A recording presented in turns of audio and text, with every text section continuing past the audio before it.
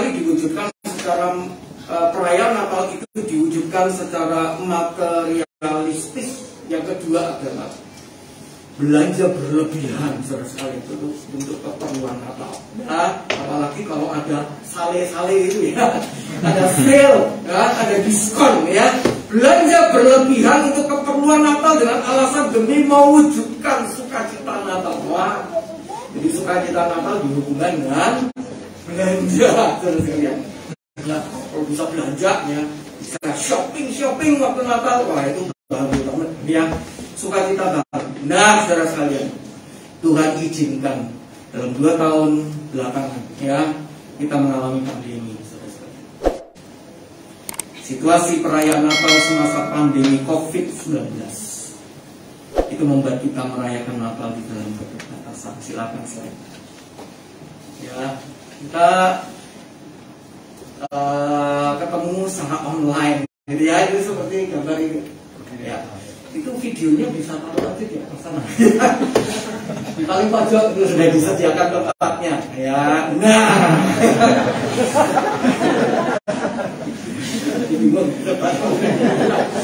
Ya, nah, saudara sekalian, kembali ya.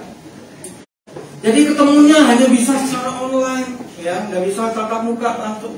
Kalaupun ada pertemuan secara onsite, wah protokol kesehatannya itu ketat sekali, ya, seperti itu kan.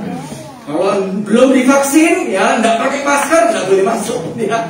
Nah, saudara sekalian, hari kita bersyukur ya, hari ini kita bisa kembali secara onsite menyelenggarakan kebaktian malam Natal pada malam ini.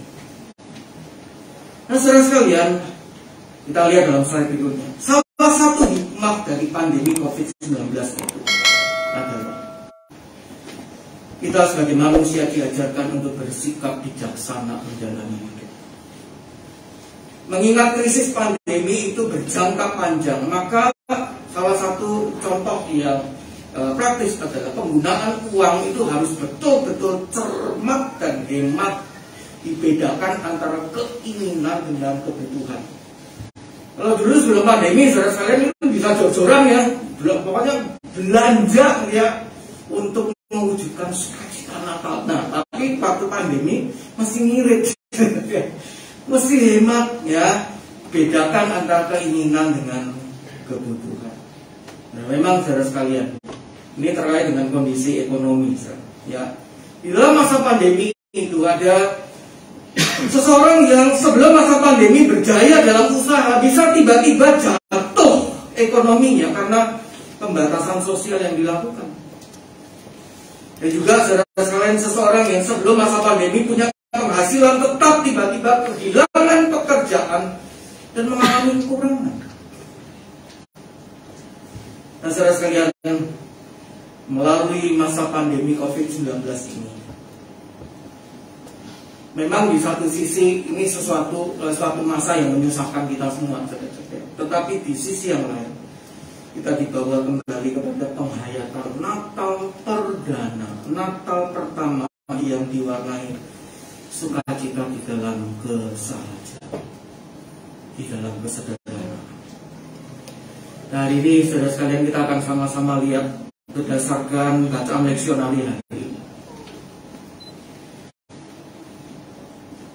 Di dalam momen Natal sebetulnya ada sukacita di dalam keseharian, di dalam kesederhanaan.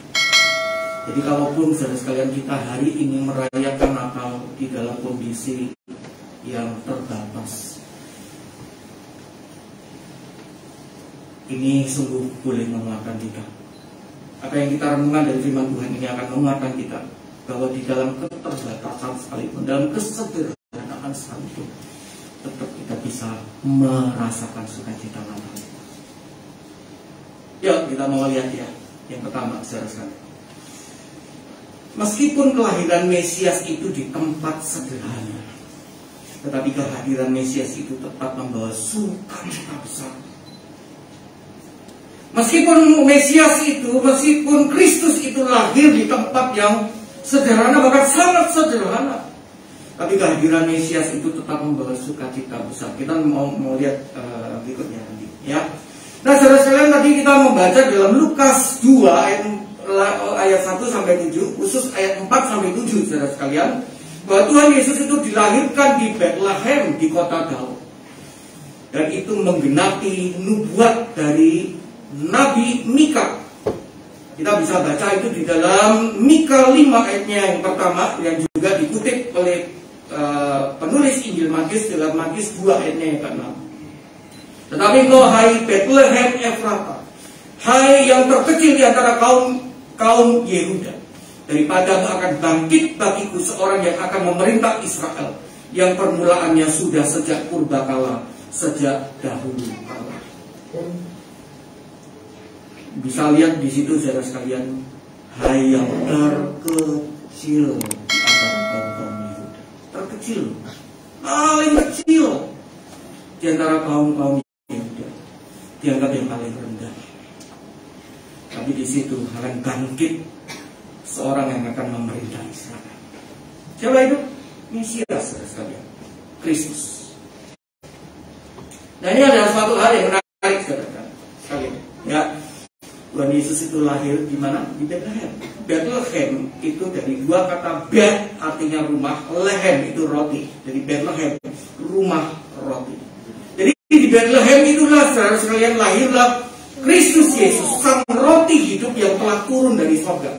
Ya, Yohanes 6 ayat 35, 48 dan 51. Dan ini adalah suatu hal yang menarik, saudara sekalian. Di dalam Injil Lukas pasal 2 ini disebutkan soal kota Daud.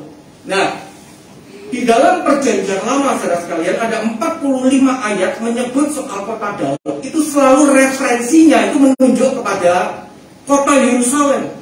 Tetapi yang menarik di sini, dua ayat perjanjian baru di dalam Lukas 2 ayat 4 dan ayat 11. Kota Daud itu nunjuknya kemana? Bukan ke kota besar Yerusalem, tetapi Bethlehem. Dan kalau kita bandingkan dengan Yohanes 7 ayat 42, Bethlehem itu bukan kota besar. Bethlehem itu adalah sebuah kampung. Itu kampung, saudara-saudara. Sebuah desa. Jadi kata kampung di situ, kalau di dalam bagian-bagian Alkitab, ayat Alkitab yang lain, ya, bagian-bagian ayat yang lain di dalam Alkitab, kata yang sama, yaitu bahasa Yunani-nya itulah adalah kome, itu biasa diterjemahkan sebagai kampung atau desa. Berarti ini bukan suatu kota yang besar, satu tempat yang umumnya dipandang sebagai tempat yang rendah. Makanya kan ada istilah, ya, ini mohon maaf ya, ini mah orang kampung, maaf ya.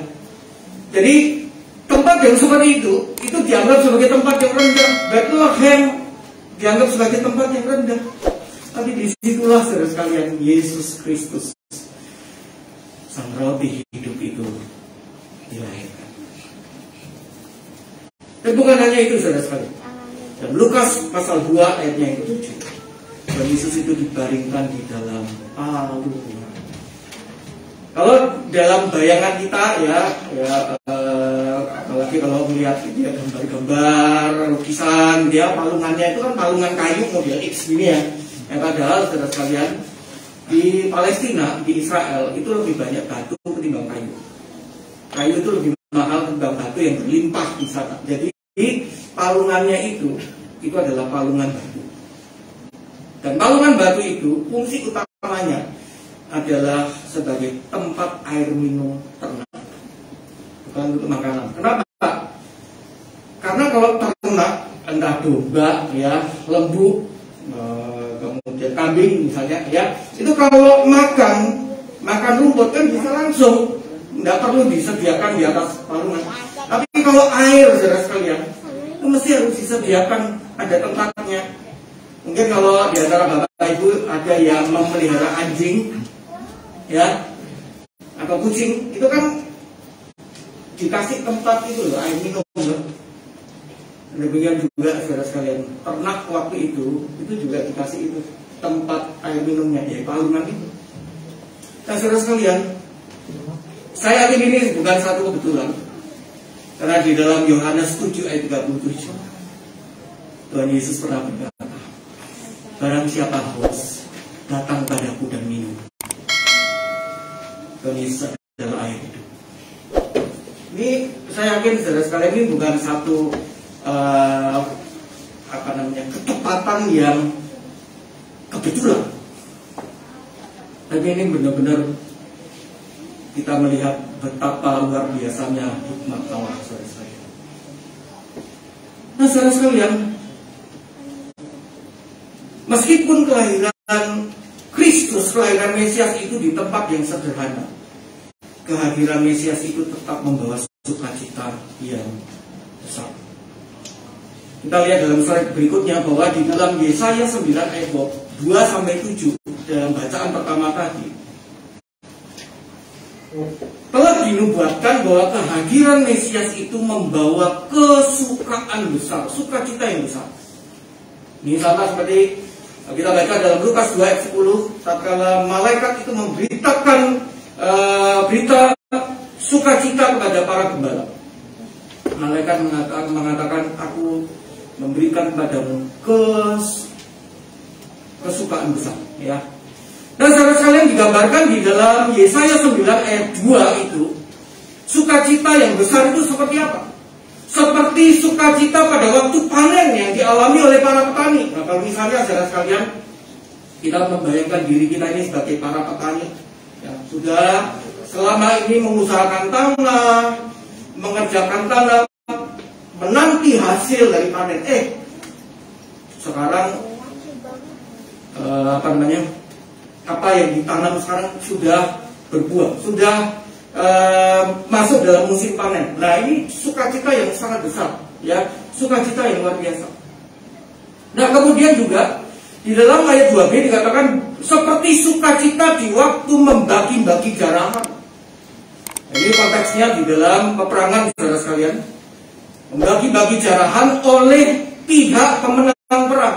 Jadi pihak lawan itu dikalahkan dan barang milik dari lawan itu dikuasai, dibagi-bagikan oleh pihak pemenang perang itu. Nah, kemudian juga di dalam ayatnya yang ketiga disebutkan soal alasannya. Kenapa kok bisa ada sukacita yang besar itu? Karena dilepaskan dari segala perhambaan. Nah, saudara sekalian, nubuat ini punya penggenapan ganda. Penggenapan yang pertama itu adalah orang-orang Yahudi itu dilepaskan dari perhambaan bangsa asing, bangsa Babel waktu itu, di dalam masa pembuangan. Tapi penggenapan yang kedua itu adalah orang-orang yang percaya pada Tuhan itu dilepaskan dari segala perhambaan dosa. Nah, saudara sekalian, kemudian juga di dalam ayat yang ketiga, Yesaya pasal 9, seperti pada hari kekalahan Midian. Nah, ini kalau kita baca kisahnya, saudara sekalian, mulai dari Hakim-Hakim pasal 6 sampai Hakim-Hakim pasal 8, itu jelas sekali. Ini yang dimaksud dengan seperti pada hari kekalahan Midian. Ini berbicara tentang kemenangan yang telak, menang telak. Ini waktu beberapa hari ini ada pertandingan sepak bola, ya. Waktu yang yang dijagokan, ya, menang telak rasanya gimana? Wah, seneng banget, ya. Seneng banget, ya, sukacita yang besar. Nah, saudara sekalian, kalau kita baca di dalam Alkitab itu, saudara sekalian, di dalam Hakim-Hakim, khususnya Hakim-Hakim 8 ayat 10, Hakim-Hakim 7 ayat 6, 135.000 orang tentara Midian itu dikalahkan hanya oleh 300 orang Israel. Wah, ini kalau di dalam kisah Alkitab yang lain ini mirip seperti Daud yang masih muda itu mengalahkan Goliat yang tingginya sekitar 3 meteran. Benar-benar menang telak. Nah, menang telak itu akan menghasilkan satu sukacita yang besar. Nah, tadi dikatakan, saudara sekalian, meskipun kelahiran Mesias itu di tempat sederhana, kehadiran Mesias itu tetap membawa sukacita besar. Nah, untuk bisa kita memahami bagian ini lebih jelas, saya memberikan ilustrasi sederhana demikian. Misalnya nih, andai kata umpamanya gitu ya, pada malam hari ini presiden kita, ya presiden negara kita Bapak Jokowi itu berkenan untuk hadir di dalam kebaktian malam di Bajeng Simponi. Ya, ini andai kata, gitu ya. Baru andai aja sudah seneng loh. Baru andai kata. Nah, saudara sekalian, andai kata presiden negara kita, Presiden Jokowi itu berkenan untuk hadir, untuk datang, bukan hanya ke Bekasi, bukan hanya ke Harapan Indah, tapi ke Bajeng Simponi malam ini. Ada sukacita? Ada sukacita kan? Nah, saya kasih pertanyaan lanjutan begini. Nah, andai kata saat Pak Jokowi itu datang ke tempat yang misalnya di daerah Simponi ini, ya, datang ke tempat yang menurut pandangan orang itu adalah tempat yang sederhana, tempat yang tidak dianggap, sukacitanya hilang apa masih tetap ada? Tetap ada. Jadi sukacitanya itu dipengaruhi oleh tempat enggak? Bukan, tapi dipengaruhi oleh siapa? Oleh pribadi dari Pak Jokowi itu sendiri kan? Nah, saudara sekalian, malah saudara sekalian justru semakin sederhana tempat yang dikunjungi oleh Pak Presiden itu, akan semakin besar sukacita yang dirasakan oleh orang-orang di tempat itu, karena Pak Presiden itu sudi hadir melawat orang-orang di tempat sederhana sekalipun. Itu saudara-saudara. Jadi melalui Natal ini saudara sekalian, kita coba bayangkan raja di atas segala raja itu mau hadir di dunia ini. Wah, itu benar-benar sukacita luar biasa.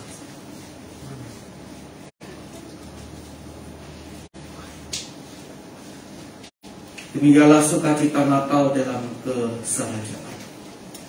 Kehadiran Kristus, kedatangannya ke dunia ini, itu membawa sukacita bagi kita semua. Bukan karena lingkungannya, bukan karena tempat yang dikunjunginya, tapi karena siapa dia itu, karena siapa Kristus itu. Sukacita itu tidak bergantung pada lingkungannya, pada lingkungan atau tempat yang didatangi, yang dikunjungi, tapi pada siapa Kristus itu yang mengunjungi kita. Itulah saudara sekalian, di dalam kesederhanaan sekalipun kita tetap merasakan sukacita itu karena siapa Kristus. Nah, saudara sekalian, silakan slide berikutnya. Ini ada kesaksian dari seorang, saya menyebutnya apa ya, apakah pendeta atau pastor, karena ini pakai referennya. Ini dari namanya Reverend Adam Thomas, ya.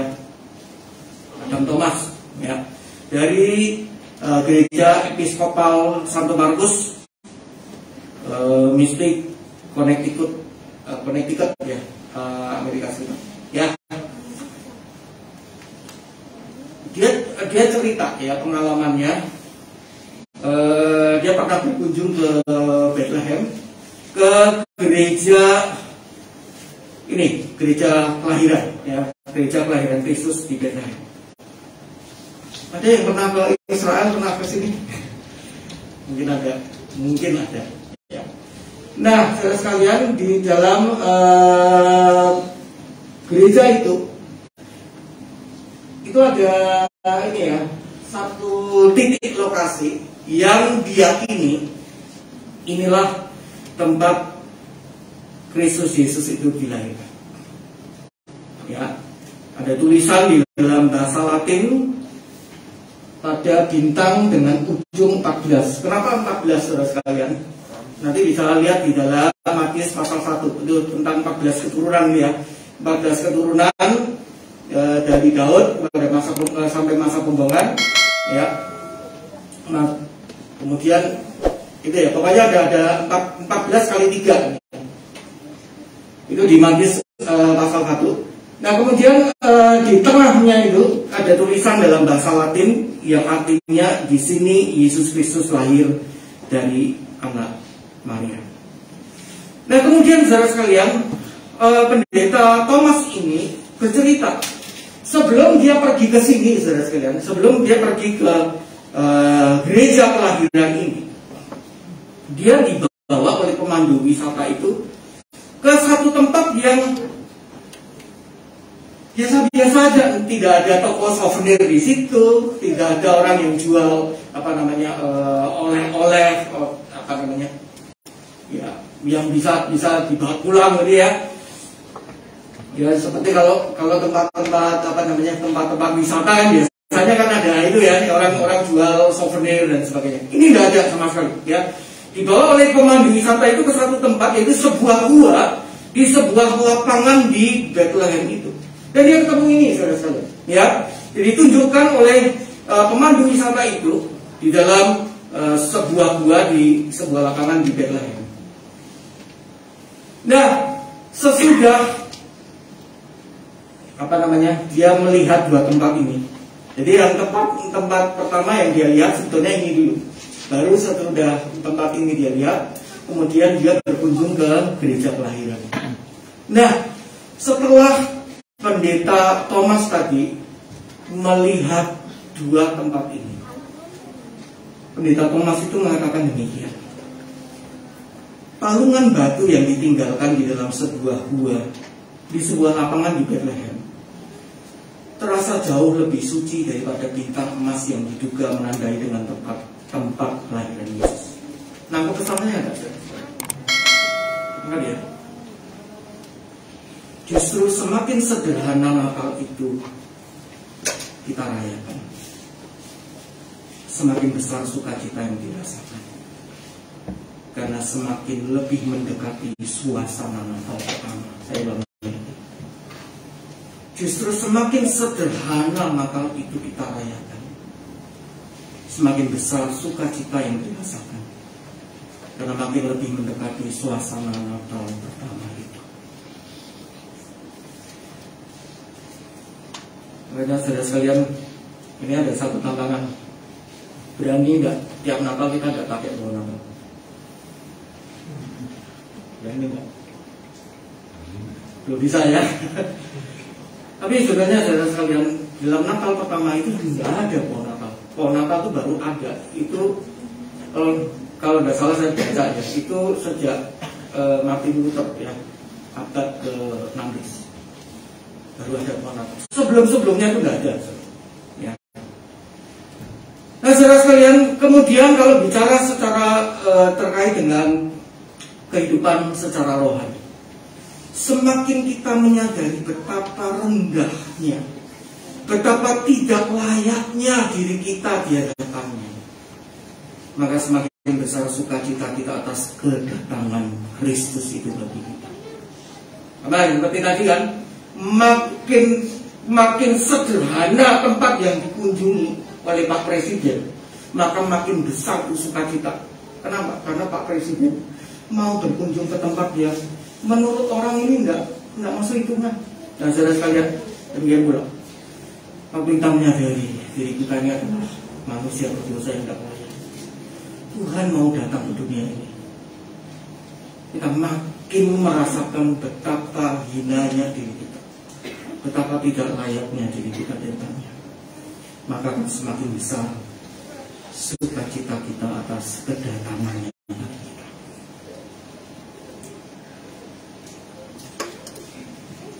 Oke, yang kedua saudara.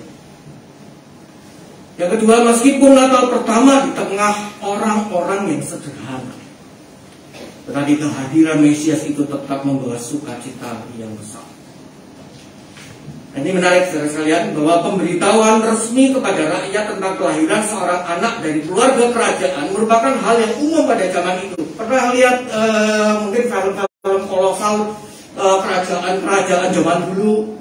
Permaisuri melahirkan, gitu ya. Ya kan? Putri raja telah melahirkan, ya. Jadi ada pemberitahuan resmi. Nah, saudara sekalian, dan ini menarik, ya. Saya yakin ini juga bukan suatu kebetulan. Nama Agustus itu dicatat di dalam Lukas pasal 2 ini, ya. Selain memang di satu sisi ini terkait bahwa ini memang terjadi benar-benar di dalam sejarah, bukan cerita dongeng, ya. Memang benar-benar terjadi dalam sejarah manusia. Nah, saudara sekalian, di sisi yang lain, kelahiran Agustus, sebenarnya Agustus itu dulu punya nama sebelum dia ganti nama menjadi Agustus, yaitu Gaius Octavius. Waktu Gaius Octavius itu lahir, pertama kali saudara sekalian, kelahirannya itu disampaikan, diberitakan pada anggota-anggota Senat Romawi dan pejabat-pejabat lain. Dan menariknya saudara kalian, pada saat kelahiran Gaius Octavius itu, Gaius Octavius disebut sebagai penyelamat.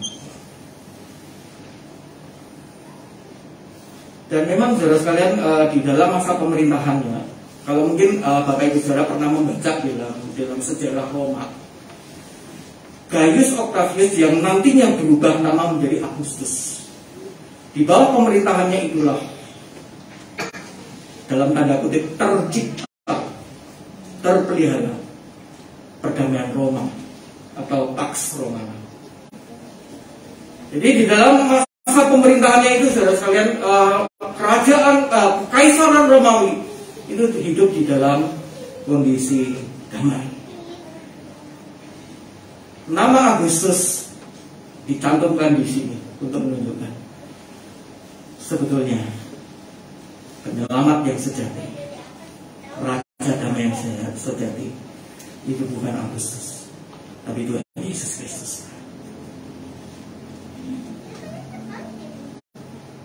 Lukas 2 ayat 8 hingga 12 yang kita baca dalam Alkitab, saudara sekalian, kita bisa baca di sana bahwa hak istimewa untuk mendapatkan kabar kelahiran Tuhan Yesus itu pertama kali bukan diberikan kepada imam-imam, ya, bukan pada pejabat-pejabat istana, ya, tapi justru diberikan kepada gembala-gembala, orang-orang yang sederhana, orang-orang biasa. Dan ini saudara sekalian, saya yakin ini bukan suatu kebetulan, tetapi merupakan pembenaran dari Yesaya pasal 61 ayat 1 hingga 2 yang juga dikutip oleh Tuhan Yesus nantinya, ya, dalam Lukas 4 ayat 16 sampai 18. Roh Tuhan ada padaku untuk memberitakan apa, saudara-saudara? Kabar baik bagi orang-orang miskin, orang-orang sengsara. Dan ini saudara sekalian, ini benar-benar digenapi. Yesaya 61 ayat 1 sampai 2 itu benar-benar digenapi di dalam kisah Natal ini. Kabar kelahiran Tuhan Yesus, kabar baik itu pertama kali diberikan kepada gembala-gembala, orang-orang yang rendah, orang-orang yang dipandang rendah, orang-orang yang dipandang adalah orang-orang sengsara, orang-orang yang dipandang miskin. Nah, ini menarik sekali saudara sekalian, bahwa setelah gembala-gembala itu mengalami perjumpaan dengan Tuhan Yesus itu, dengan bayi Yesus itu, di dalam ayat 17 kita membaca bahwa mereka itu bersaksi tentang Kristus itu. Dan juga di dalam ayat 20 mereka memuji dan memuliakan Allah.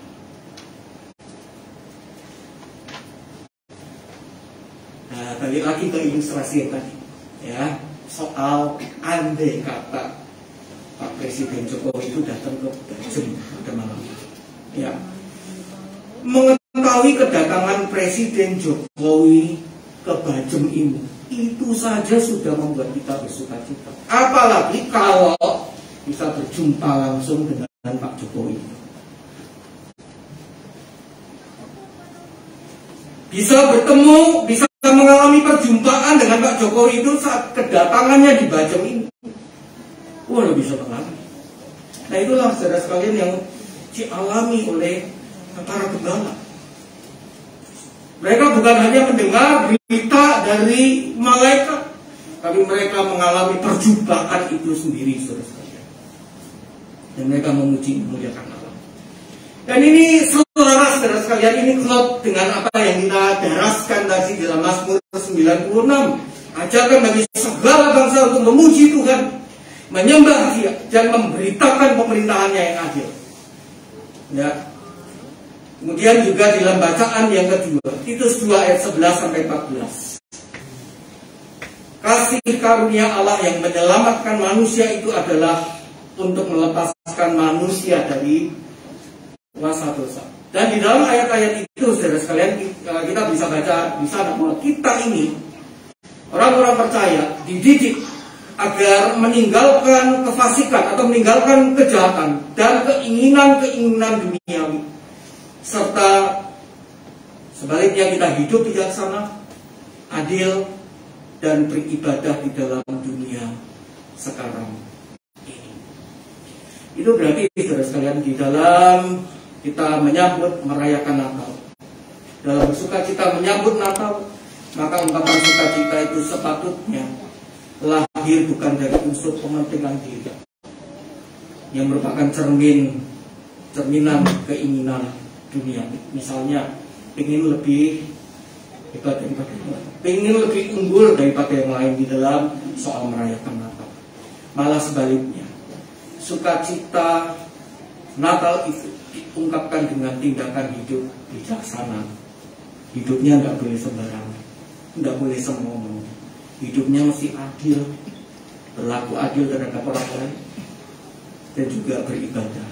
Mohon maaf nih, kalau yang ibadahnya cuman setahun sekali, ya, waktu Natal, tahun bertobat, ya. Kalau cuman pas Natal aja datang,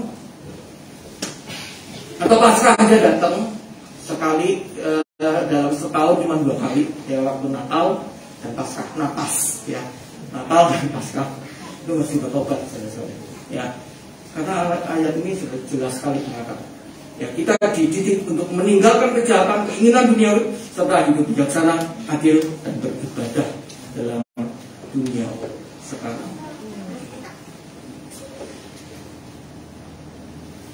Kita lihat slide berikutnya.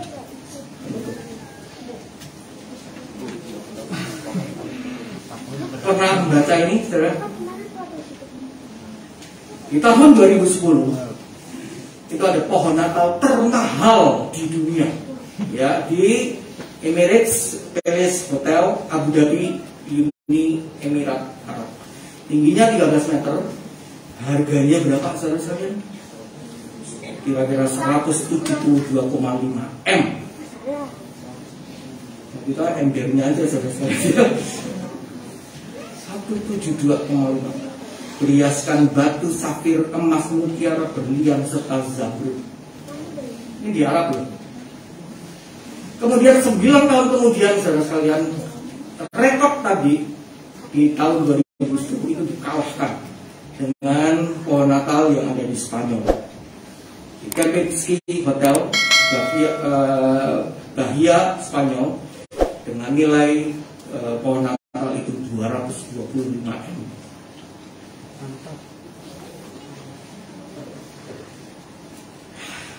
Aku baca ini, saudara sekalian, lihat ini. Kalau andai kata tuh nilai segitu banyaknya buat bantu orang-orang yang kekurangan, akan bisa banyak bantu banyak orang.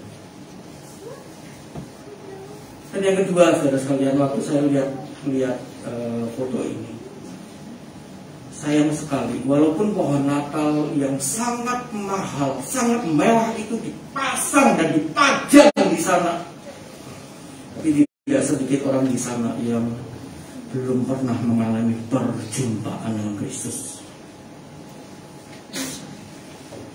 sumber sukacita sejati. Berbahagialah kita, saudara sekalian, berbahagialah setiap kita yang pernah mengalami perjumpaan secara pribadi, secara rohani dengan Kristus, menerima Kristus Yesus sebagai Tuhan dan Juru Selamat di dalam kehidupan di dunia ini. Karena sebab disitulah kita baru sungguh-sungguh merasakan sukacita meskipun kita adalah orang-orang yang sederhana sekalipun. Nah, saudara sekalian, orang kalau bersuka cita kan bisa punya kemauan untuk berbagi dan memberi, benar nggak? Ya, aku lagi seneng nih, ya, tak traktir ya. Aku lagi seneng nih, ya, aku bahagia banget, ayo, aku tak traktir, ajak makan, ya. Nah, saudara sekalian, kiranya saudara sekalian dalam momen Natal ini, ya, kita mengungkapkan sukacita Natal itu dengan kita menjadi berkat buat sesama. Ya, kita berbagi, kita memberi, mengingat ada banyak orang di luar sana yang juga mengalami kekurangan, mengalami keterbatasan. Kita bagikan sukacita Natal itu pada mereka. Dan kita juga doakan, kiranya saudara sekalian, di antara mereka, khususnya mereka yang belum mengenal Tuhan, belum percaya Tuhan, mereka boleh mengenal kasih Kristus melalui kehidupan orang-orang percaya. Dan satu saat nanti mereka boleh menerima Tuhan Yesus Kristus sebagai Tuhan dan Juru Selamat di dalam kehidupan mereka. Akhirnya saudara sekalian, saya mengucapkan selamat malam Natal ya pada saat ini. Kiranya Tuhan memampukan kita untuk ya sungguh-sungguh dapat tetap mengalami, merasakan sukacita walaupun di dalam kesahajaan, dalam kesederhanaan sekalipun. Kiranya Tuhan memberkati dan menolong kita dalam melakukan firman. Amin.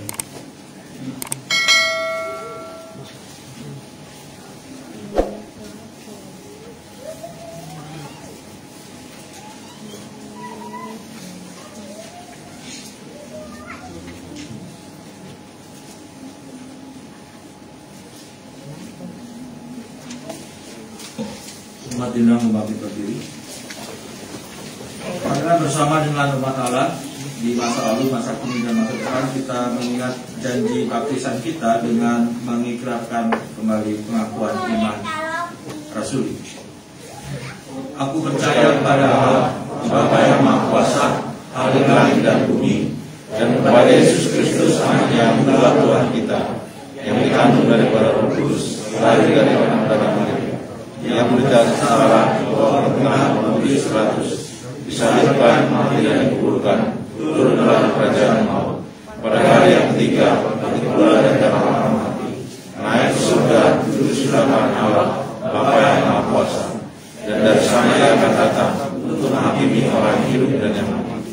Aku percaya pada Roh Kudus, Gereja yang kudus dan am, persekutuan Orang Kudus, pengampunan dosa, kebangkitan orang mati dan hidup yang kekal. Amin.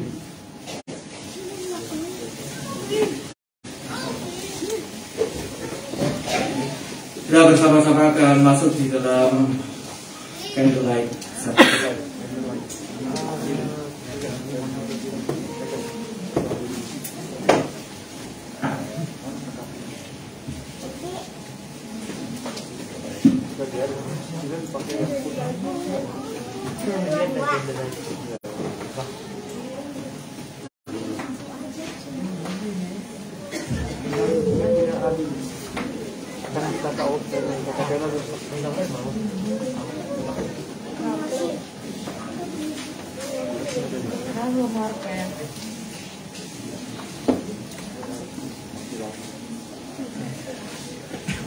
Kenapa itu nyala?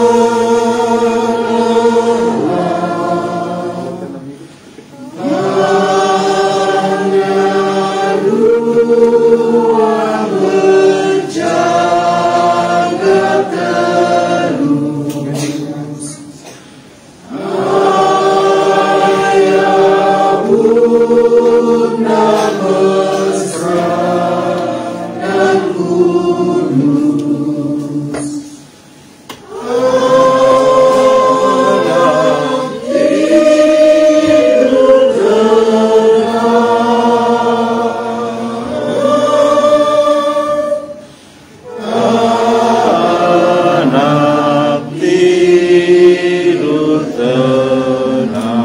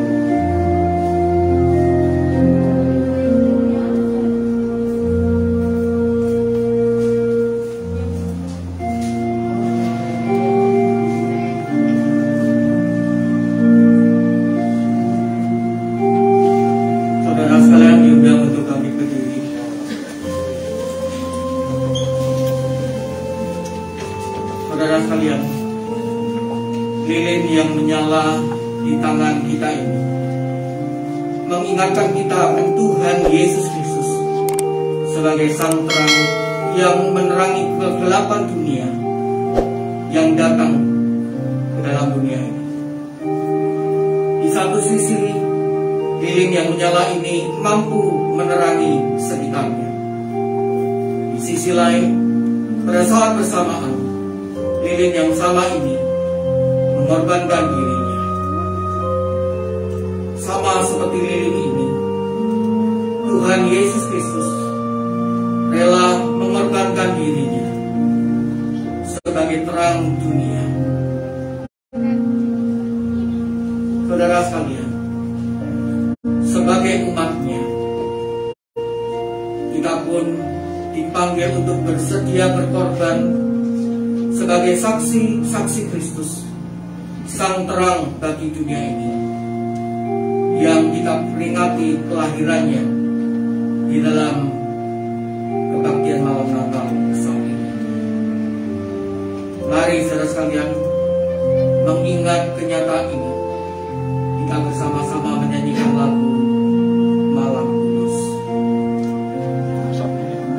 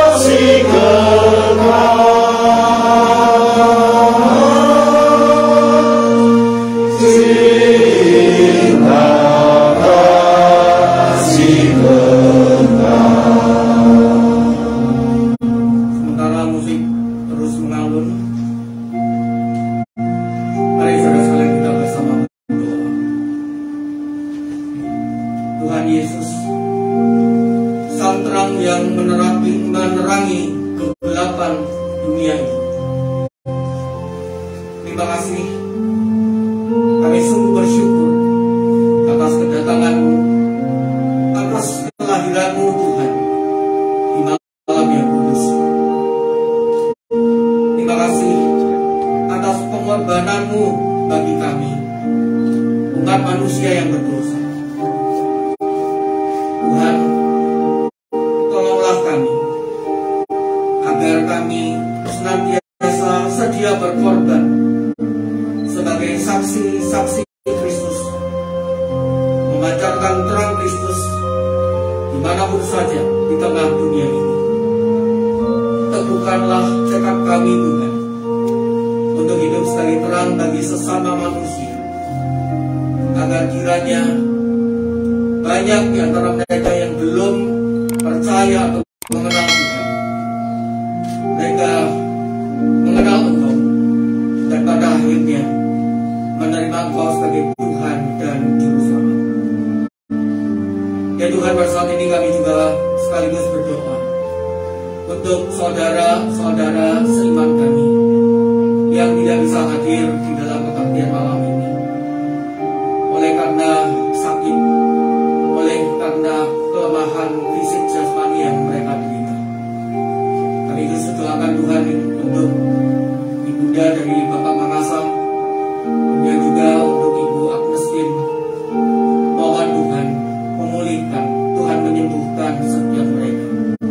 Kondisi mereka berangsur-angsur membaik, dan kiranya walaupun mereka tidak bisa hadir dalam kebaktian malam Natal saat ini Tuhan, mereka tetap beroleh sukacita Natal dari Tuhan. Terima kasih Tuhan. Inilah Tuhan doa kami.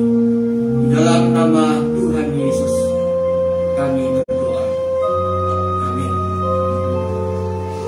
Silakan duduk kembali. Dan diri boleh dimatikan.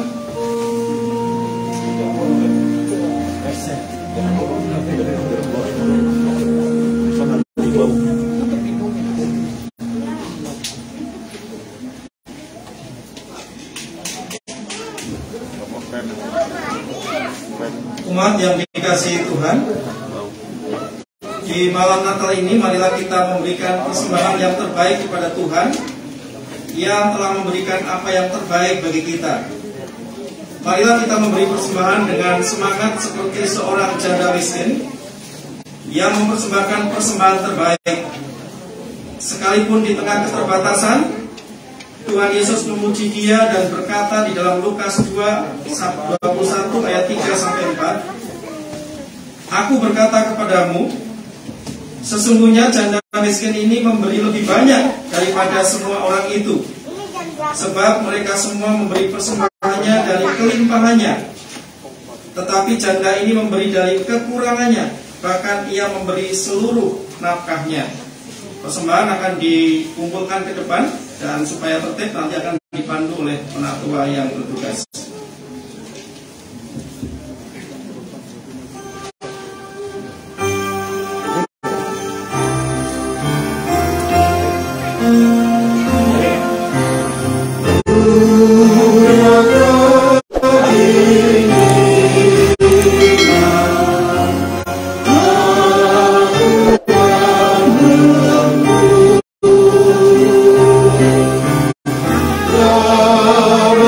Yeah.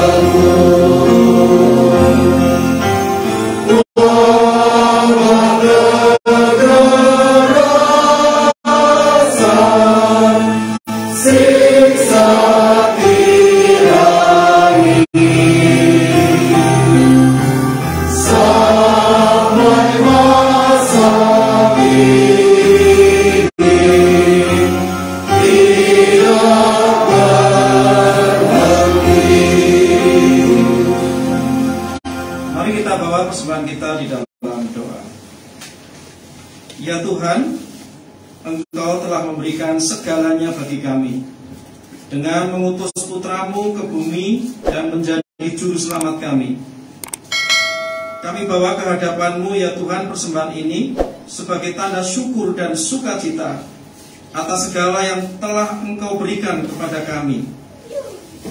Terimalah persembahan ini ya Tuhan, dan terimalah juga diri kami sebagai persembahan yang kudus, yang hidup dan yang berkenan kepadamu.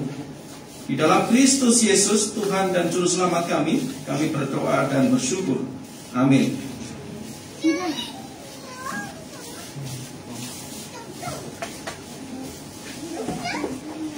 Saudara sekalian, marilah kita melanjutkan kehidupan di dalam kegembiraan, sekalipun kita hidup dalam keterbatasan. Marilah kita tetap memberi dan berbagi, sekalipun tidak banyak yang kita miliki. Karena Kristus yang kita rayakan lahirnya, ini diam dan berkarya di antara kita.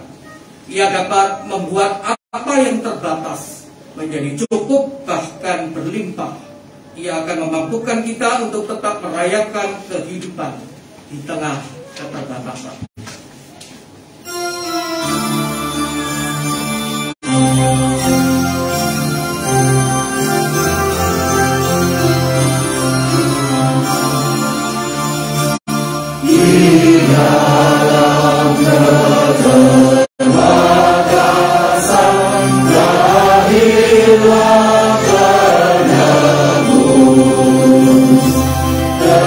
Terwujud yang ini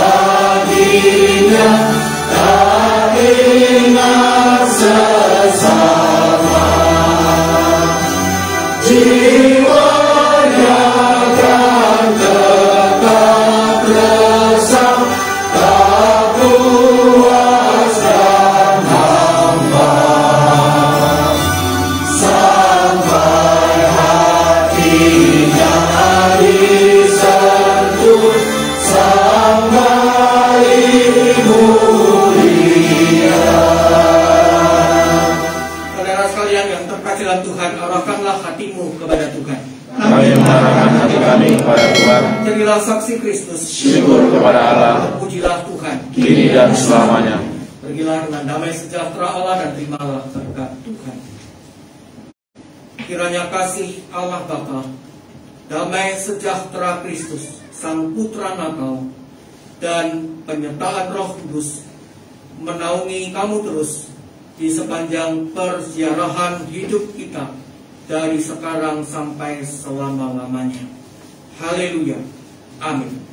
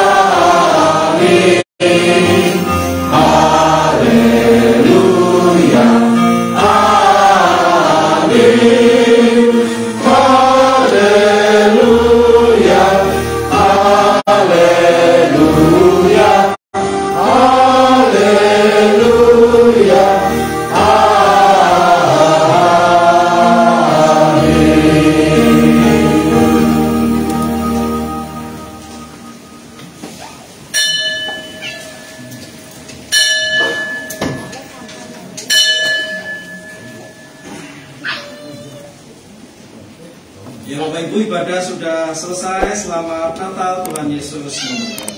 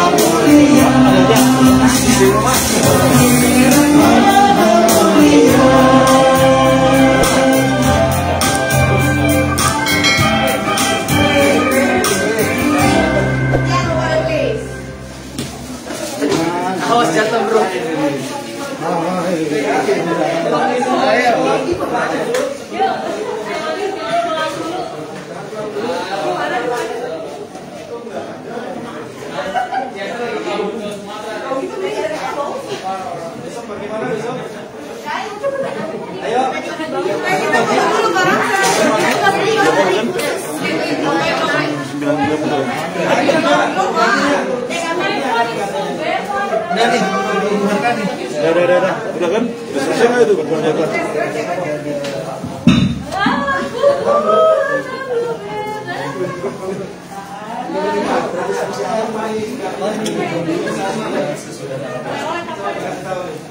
Foto dulu, yang saya foto dulu. Oke, finish. Kita tutup. Mantap.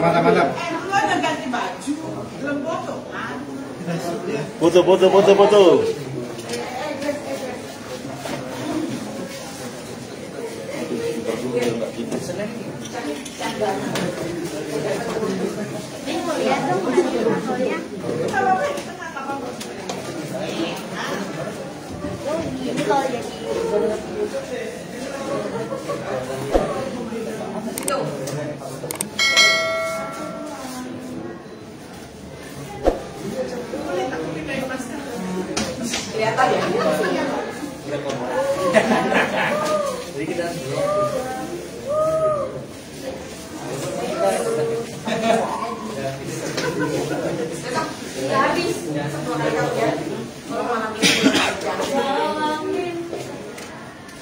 Maaf ya, tadi aku lupa ganti tempo. Maaf ya. Yang Mas Guru, dia harusnya kayak pakai mana dia nambah 2 itu kan begini, kenapa langsung? Karena tante ini baru ini nggak matang.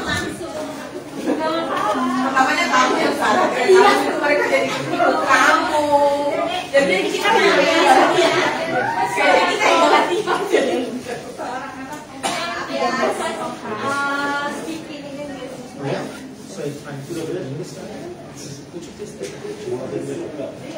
Nadine dong. Ayo Nadine. Ini kita datangkan ini Nadine yang sangat Slay. yang sangat slay dalam linknya.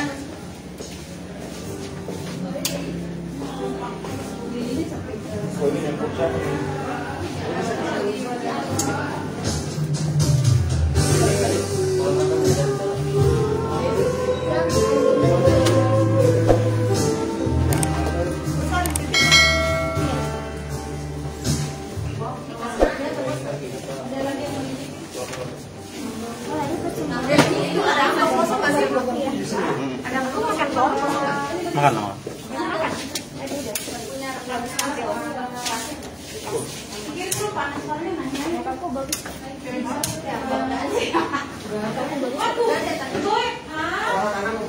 Bukan sampah sih sebenarnya. Cuma saya mau mengumpulkan aja biar nggak. Iya.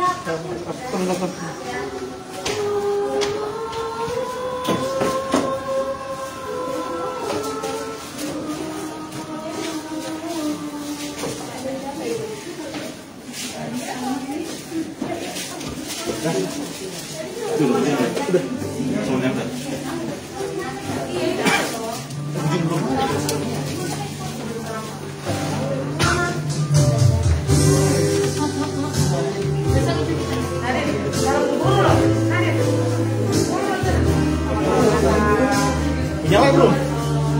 Handphone nggak mau dibawa pulang? Nggak mau dibawa pulang? Biar live aja besok. Selamat Natal.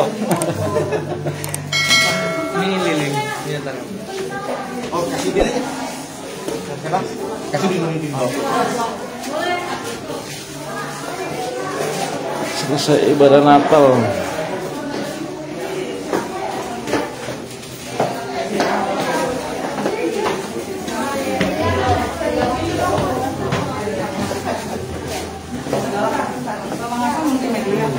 Iya, kenapa? Sama Pak Bino? Tolong kasih Mangasa. Oh gitu, sama Pak Bino nih? Iya. Berdua ya? Berdua kan? Iya. Wah, sering-sering aja nih. Hadiah Natal. Oke, makasih Pak.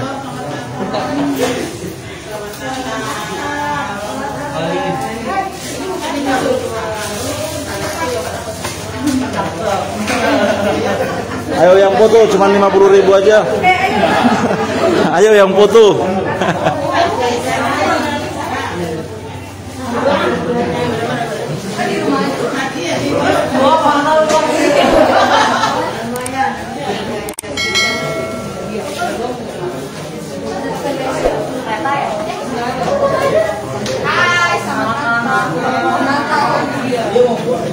Gede banget. Oke.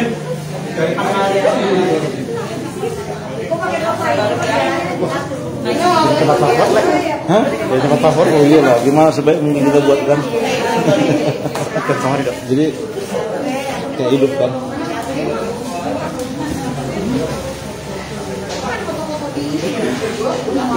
Dadah.